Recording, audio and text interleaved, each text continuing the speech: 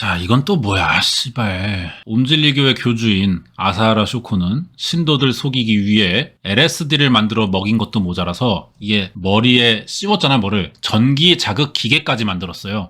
뇌에 전기 충격을 줘가지고 지랑 동일한 뇌파로 만들면은 언젠가 신도들도 자기처럼 될 수 있다면서 거짓말을 또 한 거죠. 옴질리교의 수행 방법은 LSD와 말도 안 되는 전기 충격이 전부였던 거예요. 근데 이 자극이라는 게 또 사람이 갈수록 무뎌질 수밖에 없잖아요. 일부는 쇼코에게 충성과 신앙심을 증명하려고 신도들이 지들이 또 먼저 더 강한 전기 자극을 원했어요. 나중에는 시키지도 않았는데 지들이 쓰고 다녀. 뒤집어 쓰고 전기 충격을 하면서 다니는 거야. 그래가지고 이제 많은 사람들이 이 전기 충격으로 뇌세포가 죽을 거 아니야. 돌대가리가 된 거예요. 그럼 어쩔 수 없이 또 옴질리교에 갇혀 사는 수밖에 없는 거겠죠. 이게 일부 영상에서 말한 딸이 없어지자 엄마가 저널리스트라는 에가와 쇼코를 찾아갔던 이유거든요. 실종되는 신도들이 막 늘어나기 시작했어요. 이유는 당연히 LSD와 전기 충격의 부작용으로 생긴 사망이었고요. 시신은 옴질리교가 몰래 처리해왔기 때문에 가족들은 실종됐다고 볼 수밖에 없던 겁니다. 근데도 옴질리교에는 계속 신도들이 모여들었다는 건데요. 왜 그랬냐? 아사하라 쇼코가 티벳 망명정부의 일본 대표였던 빼마 겔포래요. 저 왼쪽 사람이 빼마 겔포라는 사람을 만납니다. 이 사람의 도움을 받아가지고 인도에서 달라이라마 14세와 두 번의 회담을 했어요. 달라이라마가 이제 티벳의 대통령이라고 보시면 됩니다. 30명이라서 14세는 이제 14번째 대통령쯤 되는 건데 이 사람이 쇼코 만나기 1년 전에 노벨 평화상 받았거든요. 존나 끝발 날리던 시점인데 이런 사람이 왜 사이비 교주를 만났는지 모르겠지만 또 이빨에 속은 거겠죠. 이 장면이 영상으로 촬영됐어요. 이때 달라이라마 14세가 쇼코에게 일본의 진정한 불도를 펼쳐주세요 뭐 이렇게 말했다는 거예요. 이걸 홍보 영상으로 쓴 겁니다. 옴질리교에서. 그럼 이제 중요한 것도 알아봐야 되는데 사이비 종교가 언제 처음 생겼는지는 모르겠지만 지금까지 변하지 않는 불변의 진리가 있잖아요. 두 개 있어. 사이비 종교의 최대 목적 돈과 여자, 유명인 섭외해서 홍보하고 이 방식으로 신도들 모아요. 이건 곧 돈으로 환산이 되죠. 신도들 대가리 수가. 이제 여자 문제 이야기할 차례인데 옴질리교에 다키니라는 비밀 집단이 있어요. 아사하라 쇼코만을 위한 기쁨조입니다. 여기 계율 중에 불사음이라고 해서 부부나 사귀는 사이가 아니면 일체의 성적 행위가 금지돼 있대요. 부부라도 떨어져 살아야 되고요. 이런 건 C8 또 어딜 가나 똑같아. 근데 또 아사하라 쇼코와는 가능하대. 왜냐면 지는 최종 해탈자라 계율을 초월한 존재라는 거죠. 계율이라는 것 자체를 지가 만들어 놓고 나는 초월자임, 난 여기서 예외임, 쿠쿠루 삥뽕 이지랄 하는 거야. 병신이 그냥 존나게 하고 싶다 그래. 뭐 자꾸 쥐약 처먹은 소리를 존나 하는지 난 모르겠는데 여기 왜 속냐고 이 병신들은 진짜. 아무튼 그래가지고 최종 해탈자인 아사하라 쇼코의 영적 에너지를 어린 여자들에게 몸을 통해 양도한대요. 그래서 계속 이 얘기를 해. 높은 차원으로 인도하기 위해 또 뭐 좌도 탄트라 이니시에이션이라는 게 있대. C8 뭐 이게 최종 해탈자의 의무라서 베풀지 않으면 안 된대 지가. 근데 어린 여자한테만 해야 된대. 그래서 다키니에 넣어놓고 맨날 밤마다 지 방에 불러가지고 이제 버킹질을 해댄 거죠. 아무나 안 뽑습니다. 선발 기준이 또 있는데 씨발 옴질리교에 들어올 때 프로필 사진을 찍어요. 어린 여자애들만. 이걸 본부에 보내면 간부들이 오디션 보는 거죠. 그래서 15살에서 26 정도 사이의 나이, 긴 머리를 가진 예쁜 처녀. 이 세 조건이 맞으면 아사하라 쇼코에게 최종 명단이 보내집니다. 그럼 이 새끼가 한 30명 정도 뽑아가지고 1사티안, 2사티안으로 나눠서 생활을 시킨대요. 1조, 2조 같은 건가 봐. 낮에는 이 여자애들을 옴질리교가 운영하는 라면 가게 같은 게 있어요. 여기서 일 시키고 밤에는 또 막 정명석 마냥 너 우리 집에 와. 내 방에서 나랑 같이 오늘 자. 이 자리에서 한 명씩 불러 제끼는 거고. 근데 여기서 갑자기 궁금한 게 생기지 않나요? 이 새끼 장님이라며 눈 안 보인다며. 그러고 보니까 결혼한 여자도 첫눈에 반해서 너랑 결혼할 거다 이 지랄 했잖아. 뭔가 보여야 반하던가 말던가 뭐 사진을 뽑던가 뭐 할 거 아니야. 구라였어. 이 새끼 한쪽 눈이 약간 보였대요. 그러니까 맹인 흉내 내면서 살았던 겁니다. 왜 맹인들은 감각이 발달한다는 인식이 있잖아요. 실제로 좀 그런 경우도 있고 이 이미지를 이용한 거지. 그래서 자기가 영적으로 발달된 새끼처럼 포장했던 거예요. 이거를 평생 한 거야. 존나 독한 새끼죠. 자기가 원할 때마다 원하는 만큼 여성들이 에너지를 받아야 해서 피임도 안 했대요. 그러니까 이 에너지라는 게 지 말로는 지 정액 말하는 거겠지. 임신 위험이 생기잖아요. 실제로 애들도 많이 낳았습니다, 신도들이. 그래서 자기 애를 낳으면은 지가 또 신성법왕이라잖아. 신성법왕의 여성이 되는 거죠, 그러면. 신성법왕의 여성이 되면 나름의 또 혜택을 받는데 교단에서 높은 예우를 받을 권리가 생긴대요. 그리고 지랑 같이 차를 탈 수 있거나 사복을 사입을 수가 있대. 그러니까 이 옴질리교의 어떤 그 팀복이 따로 있는 거겠죠. 여기에 좋은 음식도 먹을 수 있고, 특히 아사하라 쇼코의 고향인 구마모토의 특산품이 멜론이래요. 이걸 하사받을 수도 있대. 야, 존나게 혜택이다. 신성법왕의 여성들을 다키니라고 하죠. 긴 머리가 상징이래요. 취향이기도 하면서. 그럼 다키니가 아닌 여자들은 짧은 머리를 해야 된다는 겁니다. 구별해야 되니까. 다키니에는 미성년자도 있었지, 당연히. 아무리 교주라도 미성년자를 또 방에 부르는 거는 신도들에게 안 좋게 보일 수도 있잖아요. 그런 걱정은 또 됐는지 미성년자들 부를 때는 또 시내 모텔이나 또 호텔 뭐 이런 데 가기도 했고. 이 새끼 습관도 있어요. 지 방에 부른 여자들의 채모를 수집을 하는 건데 털 하나 이렇게 뽑아가지고 이제 병에 담아서 보관했대요. 나중에 체포되고 건물수색했죠, 경찰이. 그때 이 병이 한 100개 이상 발견됐었다고 하고, 뭐 다 알잖아요, 잘. 사이비 교주들이 뭐 하나같이 개미친 놈들인데, 그럼 이런 미친 새끼가 저지른 옴질리교 최악의 사건이 뭔지 마지막으로 알아볼게요.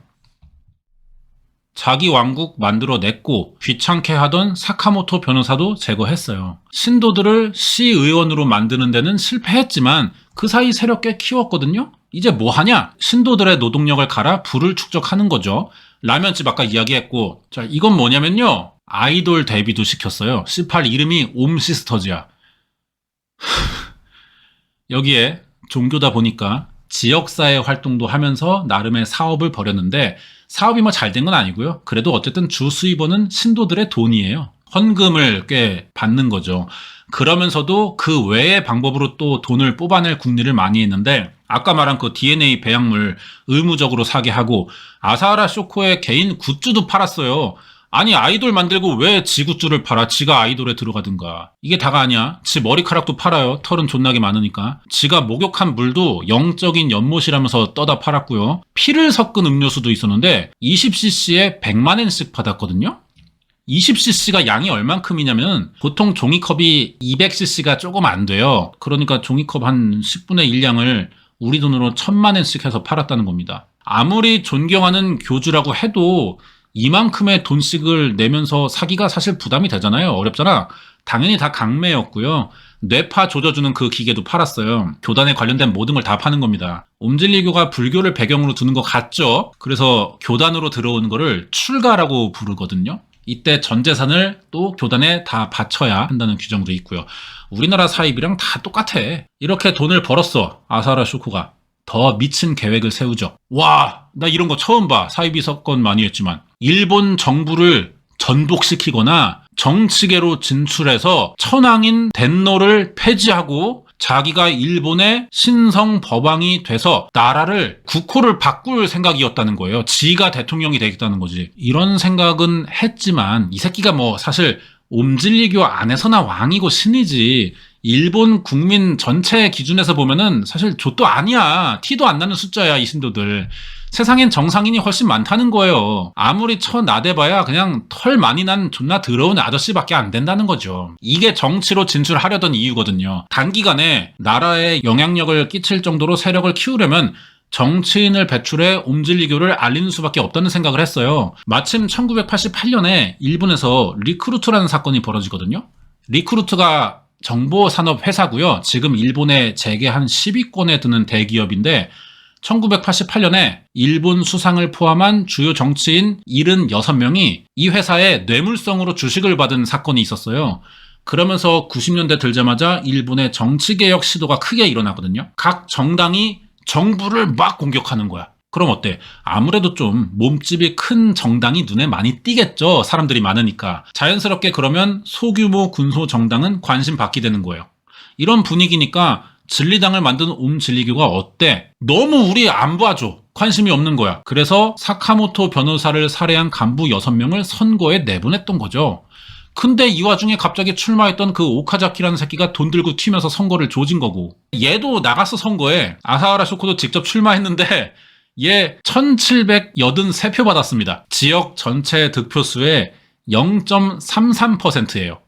개망신당한 거죠. 그래가지고 얘가 또 창피한 건지 뭐 선거 조작 아님? 뭐 이러면서 주장해봤는데 뭐 누가 들어줘. 옴질리교 신도가 이때 한 10,000명 정도 됐어요. 진리당에서 나온 모든 후보의 총 득표수가 한 1089표쯤 됐거든요. 그러니까 신도들 외에는 아무도 얘네 안 찍어줬다는 겁니다.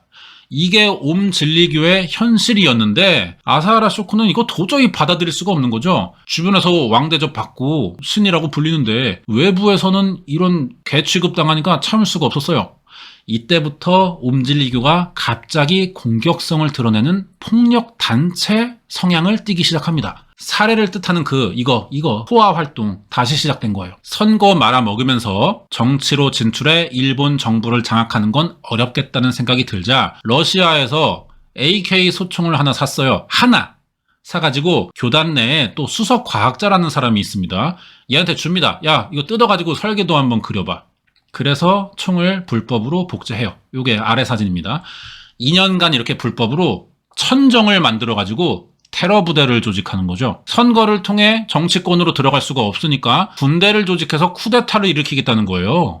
미친놈이지. 전 세계 어디에도 없어. 근데 계획은 이런데 어때? 실제로는 자금의 무리가 있는 겁니다. 총이 1000개면은 씨발 이거 만드는데도 돈 되게 많이 썼는데 총알은 대체 몇 발을 만들어야 돼. 그나마 총도 사이비에 들어가는 대가리 가진 새끼들이 뭐 제대로 만들었겠냐고. 성능이 하도 후져가지고 몇 발 쏘면 총이 망가졌대요. 버려야 됐어 연습하다가. 이러니까 정품 쓰는 거죠. 거기에 이 계획이 어떻게 알려졌는지 경찰 조사가 시작된다는 소문이 퍼졌어요. 그래가지고 이 쿠데타 계획을 시작도 못 해보고 바로 포기합니다. 옴진리교가 그러면서 비상이 걸린 거야. 총을 제작하는데 돈도 들었고 얘네 핵무기도 만들 생각을 했어요. 그러니까 계획은 그런 거야. 그래서 호주에 지부를 세워가지고 핵 재료로 쓸 우라늄을 찾는다면서 땅 사들이고 막 다 뒤집고 다녔는데 포크레인으로 아무것도 안 나와요. 돈 있는 대로 들여가지고 이것저것 다 시도하는데 하던 거마다 족족 처망하지.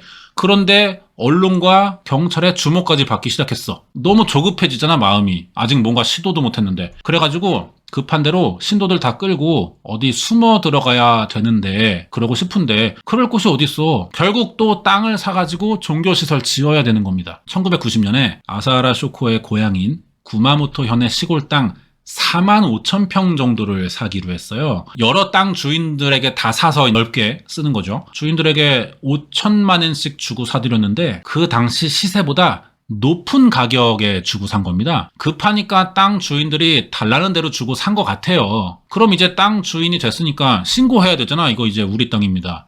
근데 시세보다 너무 비싸게 샀으면 누구라도 이상하게 보겠죠. 그러다 보면 얘네 왜 이상하게 평균 가격보다 비싸게 샀지? 뭐야 얘네. 야 씨발 옴진리교였네. 얘네 여기 있었네.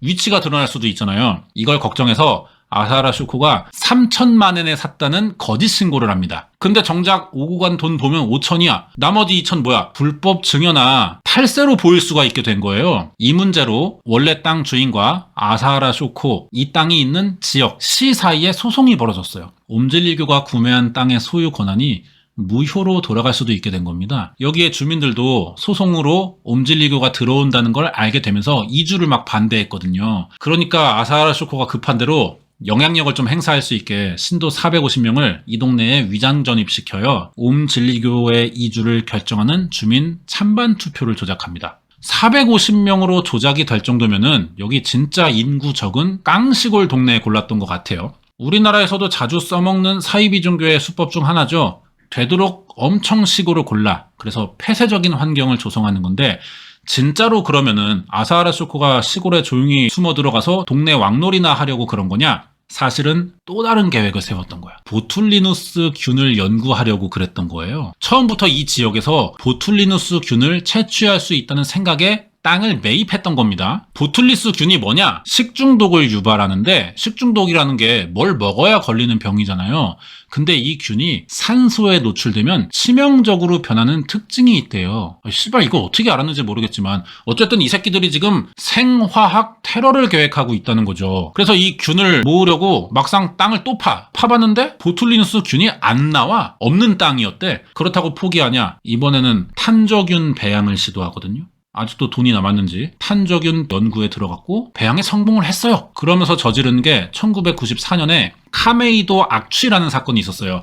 완전히 실패합니다. 탄저균 배양에는 성공했어. 얘네가 이 균을 이제 모을 줄 알아. 근데 살포하는 기술은 없던 겁니다. 대충 뭐 농약 치듯이 분사기에 담아가지고 이렇게 쓱쓱 쏘고 다녔는데 카메이도 지역에. 근데 이게 바람에 탄저균이 다 날아간 거죠. 그래서 고기 썩는 냄새만 나가지고 이거를 카메이도 악취 사건이라고 불러요. 실패했어. 천황 관저도 노리려고 했는데 경비가 심했는지 포기했고요. 얘네는 하는 거마다 안 돼. 근데 끊임없이 시도합니다. 근성이 있다니까 아사하라 쇼코가. 마지막 한 방이 남아있어요. 이게 여러분이 옴질리교 하면 떠오르는 그 살인가스 사건입니다. 살인이 아니고 살인균이에요. 1995년 3월 20일입니다. 이날이. 일본 도쿄에 지하철 테러를 계획했는데 이 사건이 알려진 거에 비해서는 내용이 그렇게 또 많지가 않거든요. 일단 살인가스 사건을 왜 저질렀냐? 경찰이 앞에서 알아본 사건들의 배후가 옴질리교라고 지목을 결국 했어요. 그러면서 점점 수사망이 좁혀왔고 언론에서도 계속 맨날 옴질리교 떠드니까 경찰 수사 그리고 사람들의 관심을 좀 분산시키려는 계획이었던 거죠. 옴질리교 이상의 또 다른 조직이 나타났다. 눈을 돌릴 만큼의 강한 짓거리가 필요하다고 생각한 거예요. 이게 지하철역 하나 노린 게 아니고요. 전철 5대의 가스를 푼 겁니다. 공통점이 있었어요. 5대에. 목표한 전철들이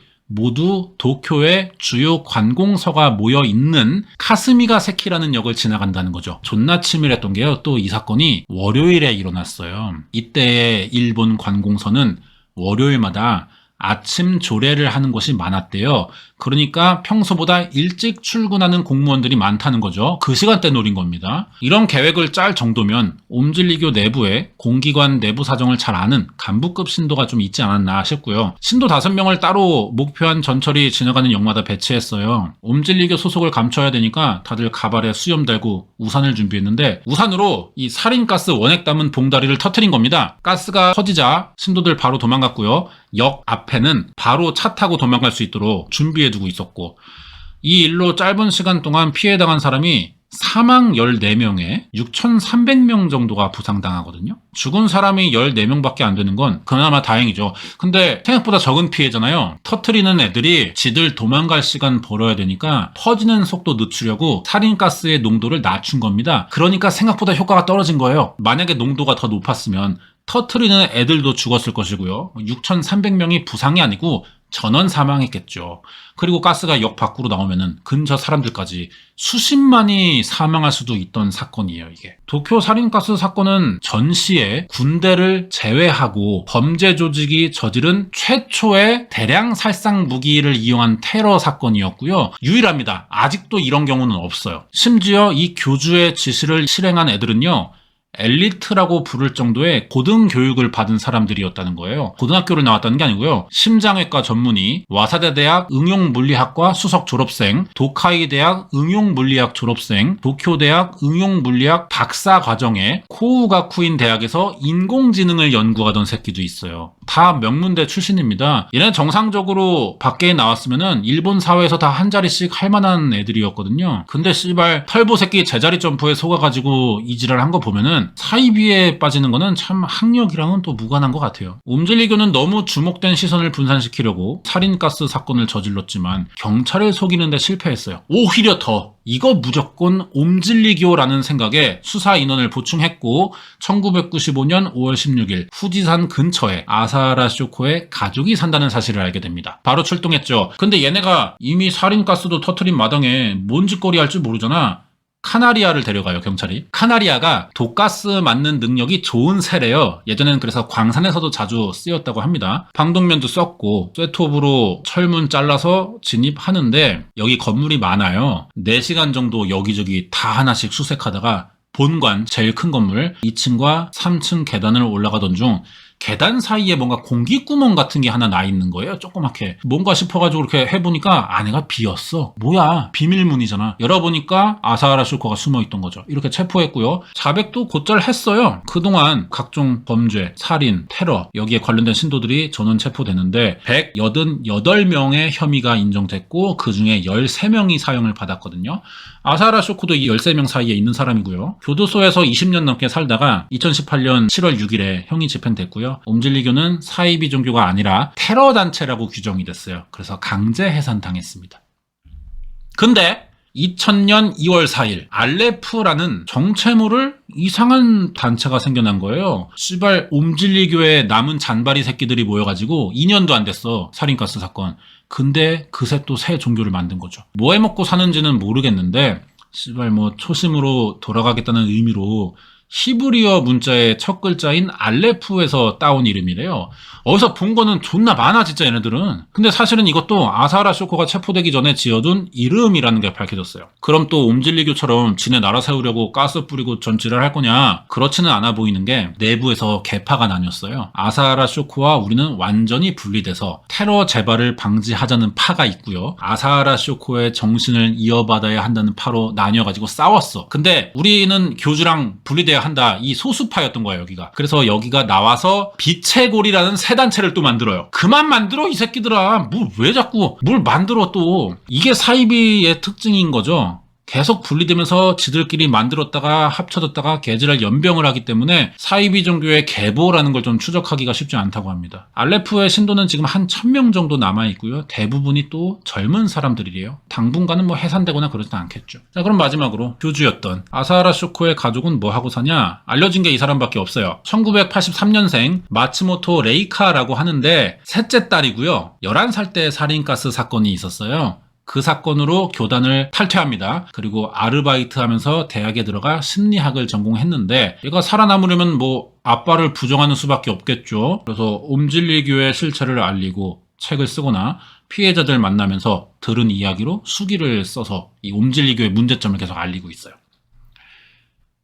여기까지인데 그동안 알아본 사이비 종교는 거의 비슷비슷하죠. 얘네도 뭐 그런 면이 있지만 자기들만의 세상 만들고 안전하게 방해받지 않고 자급자족하는 걸 최종 목표로 삼아요. 그래서 신도들 끌고 시골에 짱 박히거나 뭐 아니면 아예 해외 섬으로 도망가는 건데 이 새끼들은 특이하게 국가를 차지할 생각으로 반정부주의적 성격을 드러냈다는 겁니다. 그 방법은 정치 진출이었지만 존망하면서 다른 방법으로 생각하는 게 테러였고요. 그것도 대량 살상을 목표로 한 생화학 테러였다는 거죠. 최초이자 마지막으로 생화학 테러를 저지른 사이비 종교가 됐던 거예요. 사실 뭐 C8 지역 선거 하나 못 이기는 새끼가 꿈을 존나 야무지게 꿨다고 해야 될 것 같아요. 그리고 이때 범죄자의 심리 분석에 크게 관심이 없던 때였어요. 일본이 별로 연구되지도 않았던 분야라서 아사하라 쇼코의 심리 상태나 그동안 무슨 생각을 해왔는지 이런 게 잘 알려져 있지가 않습니다.